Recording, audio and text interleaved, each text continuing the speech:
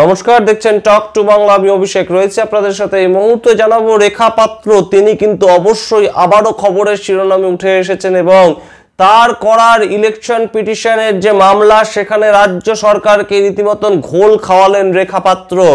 রেখা পাত্র আমরা জানি যে বিজেপির অত্যন্ত গুরুত্বপূর্ণ একজন পদাধিকারী এই মুহূর্তে, এবং তিনি কিন্তু একজন লড়াকু মানসিকতার মানুষ এবং প্রতিবাদী চরিত্র হিসেবেই বিজেপি কর্মীদের কাছে পরিচিত হয়ে উঠেছেন খুব অল্প দিনেই।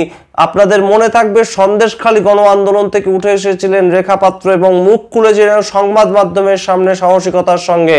তারপরেই তাকে কিন্তু বসিরহাট নির্বাচন কেন্দ্রে লোকসভার মতন যে নির্বাচন, সেই লোকসভার মতন নির্বাচনে বিজেপির সমস্ত ক্যান্ডিডেটদেরকে সরিয়ে দিয়ে একদম নতুন মুখ, আনকোড়া মুখ রেখা পাত্রকে প্রার্থী করেছিলেন শুভেন্দু অধিকারী মূলত।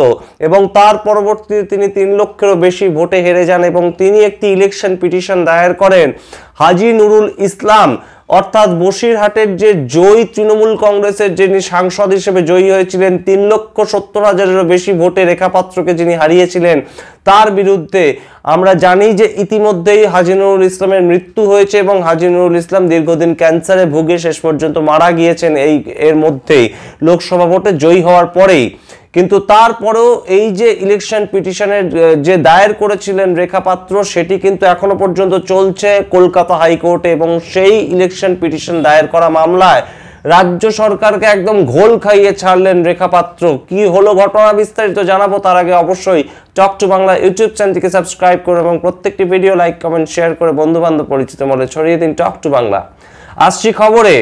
রেখা পাত্র কিন্তু অবশ্যই একজন প্রতিবাদী চরিত্র এবং সেই জায়গা থেকে ভোটে হেরেও দমে যাননি তিনি কিন্তু সরাসরি ভোটে হারা নিয়ে তিনি কিন্তু কলকাতা হাইকোর্টের দ্বারস্থ হয়েছিলেন এবং তার অভিযোগ ছিল যে হাজী নুরুল ইসলাম যে ভোটে জিতেছে বসিরহাট লোকসভা কেন্দ্র থেকে, সেখানে ব্যাপকভাবে কাউন্টিংয়ের তিনি কিন্তু কারচুপি সেই অভিযোগ করেছিলেন যে কারচুপি হয়েছে এবং তার ভিত্তিতেই হাজী নুরুল ইসলাম ভোটে জিতেছেন। এবং সামগ্রিকভাবে আপনাদের জানাই যে সামগ্রিক বসিরহাট লোকসভা কেন্দ্রে 15 লক্ষ মোট ভোটার ছিল, তার মধ্যে রেখা পাত্র 31% ভোট পেয়েছিলেন, মূলত মোটামুটি 4 লক্ষের মতন ভোট পেয়েছিলেন এবং হাজী নুরুল ইসলাম 8 লক্ষের কিছু বেশি ভোট পেয়েছিলেন। অর্থাৎ 3,70,000-এরও বেশি ভোটে হাজী নুরুল ইসলাম কিন্তু হারিয়ে দিয়েছিলেন রেখা পাত্রকে। অর্থাৎ 31% ভোট পেয়েছিলেন রেখা পাত্র এবং 52% ভোট পেয়েছিলেন হাজী নুরুল ইসলাম। তারপরেই রেখা পাত্র কিন্তু সরাসরি এই ভোটের ফলাফলের পরেই এই ভোটের ফলাফলকে কেন্দ্র করে একটি ইলেকশন পিটিশন দায়ের করেন কলকাতা হাইকোর্টে এবং কৃষ্ণা রাওয়ের যে বেঞ্চ, সেখানে কিন্তু গতকাল আমরা দেখতে পাই যে কলকাতা হাইকোর্টে রাজ্য সরকার একটি হলফনামা দায়ের করতে যায় এবং হলফনামা দায়ের করতে যায় যখন তার মধ্যে রিটার্নিং অফিসারের সই ছিল এবং সেই সই যখন কৃষ্ণা রাও বিচারপতি তিনি জিজ্ঞেস করেন যে রাজ্য সরকার এখানে কোন পক্ষের হয়ে হলফনামা এই যে দায়ের করছে বা দাখিল করছে, তখন কিন্তু তার কোনো সদুত্তর দিতে পারেনি রাজ্য সরকারের তরফে আইনজীবী এবং তারা কিন্তু রীতিমতন অপ্রস্তুত হয়ে পড়ে এবং তারা কিন্তু রীতিমতন বলতে শোনা যায় যে তার রাজ্য সরকারের আইনজীবীকে যেখানে কোনো একটা মিসকমিউনিকেশন হয়ে গেছে কিংবা কোনো একটা ভুল বোঝাবুঝি হয়ে গিয়েছে, তাই তারা হলফনামা দায়ের করতে এসেছিল, তারা কোনো পক্ষই নয় আসলে এই মামলায়। সুতরাং সেই জায়গা থেকে কিন্তু তারা সম্পূর্ণভাবে হলফনামা তুলে নেয় এবং হলফনামা যেটা রিটার্নিং অফিসারের সাইন করা হলফনামা ছিল সেটাও তারা কিন্তু দায়ের করে না শেষ পর্যন্ত। এবং রেখা পাত্রের যে আইনজীবী তাকে বলতে শোনা যায় রিটার্নিং অফিসারের সাইন করা হলফনামা রিটার্নিং অফিসার কিন্তু রাজ্য সরকারের পক্ষপাত তুষ্ট হয়ে এখানে কাজ করছে, তিনি নিরপেক্ষতা তার বজায় থাকছে না। এই যে ঘটনা ঘটে তাতে কিন্তু অবশ্যই রাজ্য সরকারকে অপ্রস্তুতে পড়তে হয় এবং পরবর্তীতে এই মামলার কিন্তু পরবর্তী শুনানি কলকাতা হাইকোর্টের পক্ষ থেকে জানুয়ারি মাসের মাঝামাঝি সময় ফেলা হয়েছে। এবং আপনাদের জানিয়ে রাখি যে বসিরহাটে যেহেতু জয়ী তৃণমূল কংগ্রেস প্রার্থী হাজী নুরুল ইসলাম মারা গিয়েছেন, তার কেন্দ্রটি কিন্তু এখন ফাঁকা। সুতরাং রেখা পাত্রের এই যে বারংবার রাজ্য সরকারকে বারংবার একটা ঘোল খাওয়ানো কিংবা রাজ্য সরকারকে বারংবার একটা কোর্টের মধ্যে নাস্তানাবুদ করা, এই যে পদ্ধতি কিংবা এই যে প্রক্রিয়া, তার মাধ্যমে কিন্তু রেখা পাত্র আবারও টিকিট পেতে পারেন।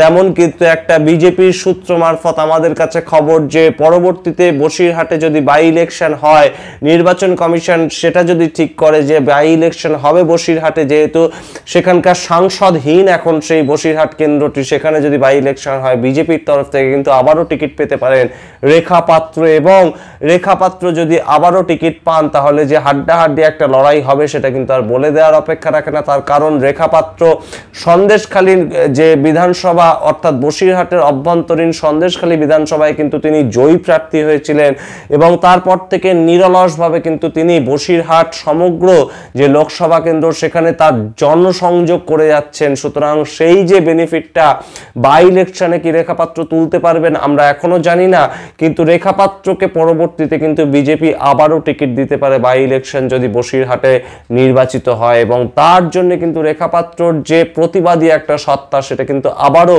ফুটে উঠলো কলকাতা হাইকোর্টের অভ্যন্তরে। রাজ্য সরকারকে রীতিমতন একটা ঘোল খাওয়ালো কিন্তু রেখা পাত্র এবং তার আইনজীবী। সুতরাং বুঝতেই পারছেন যে কোনো রকম পার্টি না হয়ে অর্থাৎ একটি মামলায় কোনো রকম পার্টি না হয়ে রাজ্য সরকারের আইনজীবী রিটার্নিং অফিসারের সই করা যে হলফনামা দাখিল করতে গেছিল সেটা কিন্তু কখনোই সম্ভব হলো না। এবং রেখা পাত্রর আইনজীবীর যে সওয়াল করলেন তিনি, তার কাছে কিন্তু রাজ্য সরকারের আইনজীবীকে রীতিমতন হার স্বীকার করে নিতে হলো।